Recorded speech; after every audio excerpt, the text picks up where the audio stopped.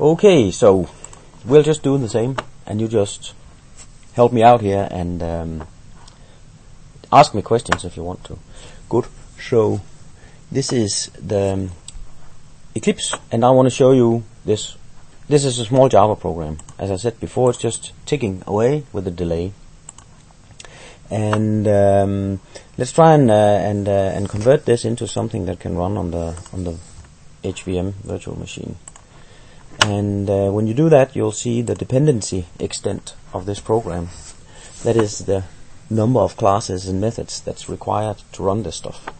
Of course, you'll expect main and delay to be part of the dependency extent, but also a bunch of exceptions and stuff, because exceptions may occur in any Java program at various points, so these are included in the extent as well.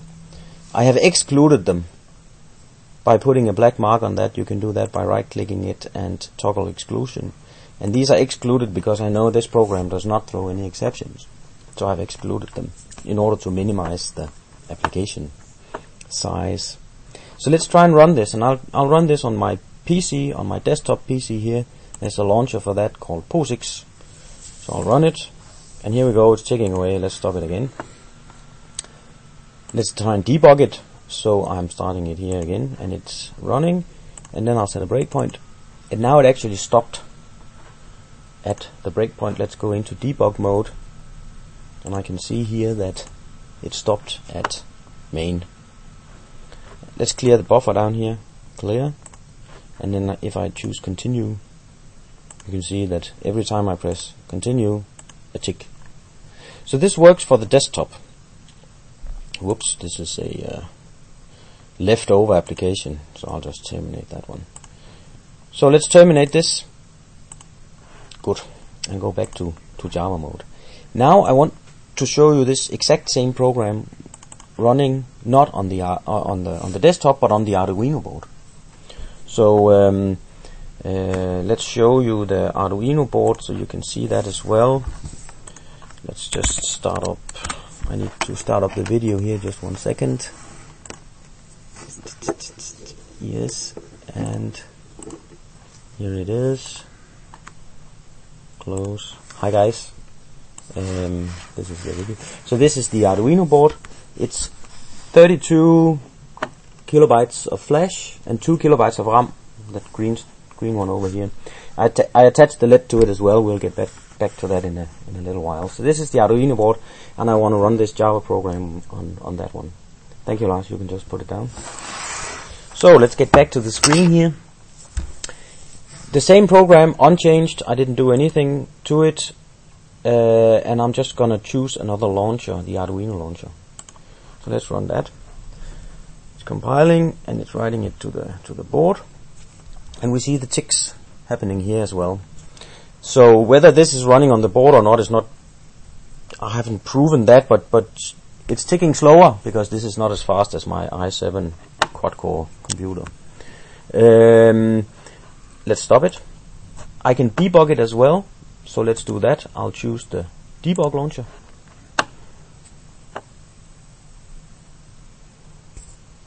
There we go. And I can set a breakpoint, so let's do that. I'll set a breakpoint here. And now it actually stopped ticking. Just going to clear the log here. And I can press continue. There's one tick. Continue again. There's another tick. So it's working just as before, but this time around it's actually running on the Arduino board. Let's terminate this one. So I'll go back to Java mode. And in order to prove to you that it is actually running on the Arduino board, I want to blink the LED. So let's choose another program here.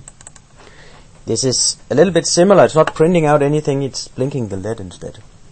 So there's a while loop, and then there's some code here for turning on and off the LED. On the Arduino, that's done by writing to a specific address or setting a bit at a specific address. I'm using port 5, and you can't write to memory in Java, so we had to make a trick. We've made a new class here called port that extends hardware object. And this is the concept of a hardware object has been coined by Martin Fröbel from the Technical University in Vienna. It's described in several articles, It's basically a C struct that you can place in memory at a specific address. So if we go back to our program here, this port, this Java object P, when it's allocated, it's not allocated in the heap, it's allocated at address 20 hex in memory.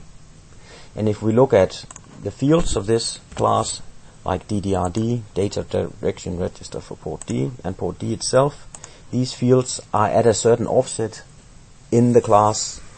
So that's the corresponding address to which you will write. So this is a trick that's been added to the HVM.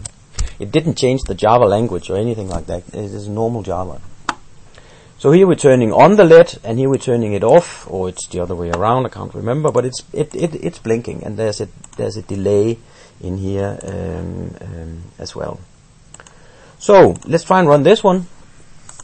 I'll convert it, and then just double checking. Oops, that's a leftover. I'll get back to this in a little while. Let's convert it again. I'll convert it here, and then run it on the Arduino board. So let's launch it to the Arduino. Good, and here's the video back. Hi guys, can you show? I hope the LED is blinking. Is it? Yeah. So that's blinking. That's good. Just put it down again, Lars. That's fine. So let's go back to this one. I'll stop it, and then I'll debug it. So I'm debugging it now. The same program. Yes.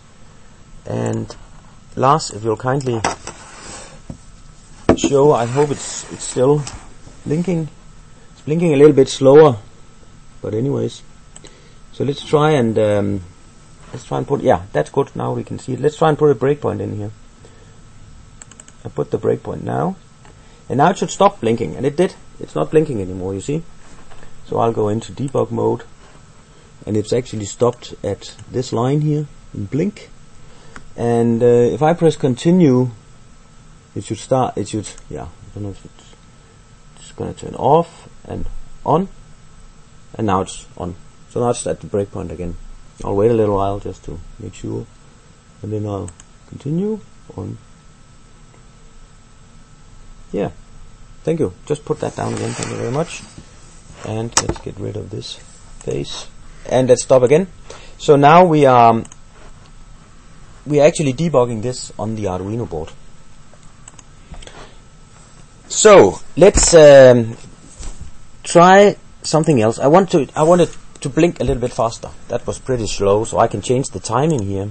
Another thing I can do is that I can, instead of interpreting this method, this is the delay method. That's the amount of time this method is running is corresponding to the delay. So I can make this run faster. I'm not going to change these constants. Instead, I'm going to compile it.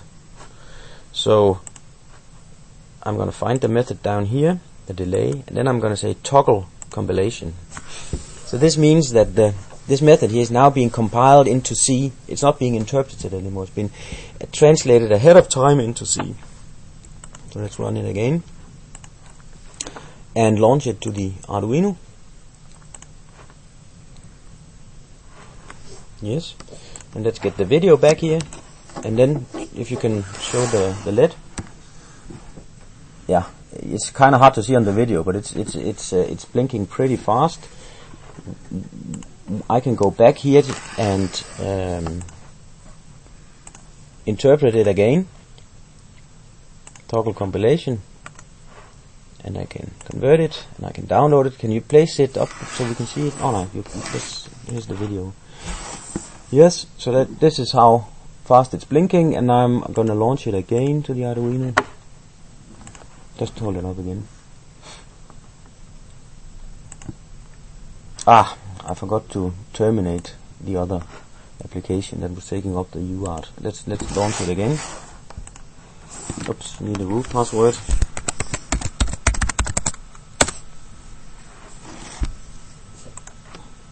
There we are. And now it's blinking slower.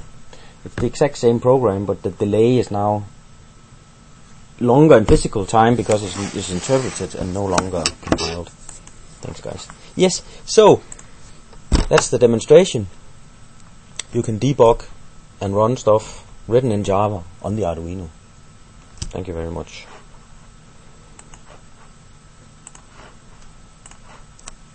Så lad os bare stoppe der.